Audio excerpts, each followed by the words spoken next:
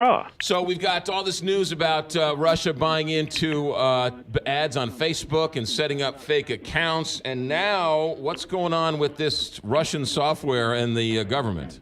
Well, the software is made by Kaspersky, and it's for sale all over the United States for commercial use, but also the federal government uses a lot of its products too.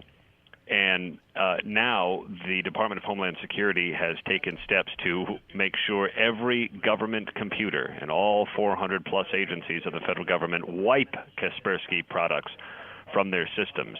And this is because the Department of Homeland Security says the security risks associated with Kaspersky software are just too great to chance. All right, first off, is Kaspersky any relation to Kaspersky? Yes, it's a distant. No, listen. It was like a village in like Latvia, and then there was Ellis Island. It's like a whole thing. Am I the first one to ask you that question? No, everyone's been asking, and I'm starting to question it myself. I called my father. I was like, all right, listen.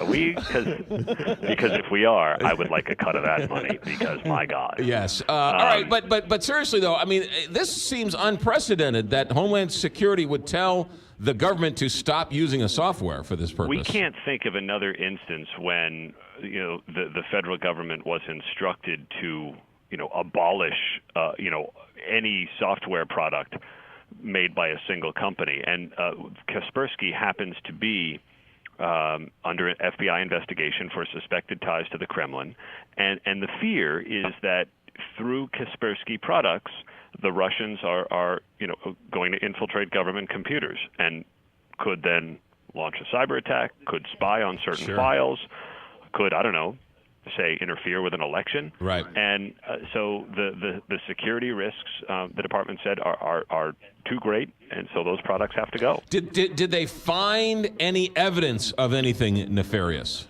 I don't know that they found specific evidence, and Kaspersky says that's because it doesn't exist. The company said in a statement that these concerns that the Americans have are completely unfounded, and they called the decision disappointing. I mean, it is going to be an awful lot of money that Kaspersky ends up losing in business because of this government decision. But the suspicions are far too great. Now, whether they found actual examples, we may not ever know, but the suspected ties between Kaspersky and the Kremlin have been well documented. How long has the federal government been using this software? Years. I mean, it's antivirus type software. It's cybersecurity type stuff. Kaspersky has been the one to warn of different cyber attacks in the past, and suddenly after I think the election meddling, the government got a little bit suspicious about this company and started to wonder. Aaron Kaspersky, no relation to Kaspersky.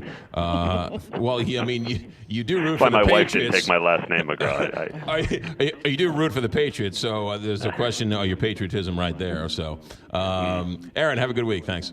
You too, McGraw. All right, 7:23 here, Big 550 KTR.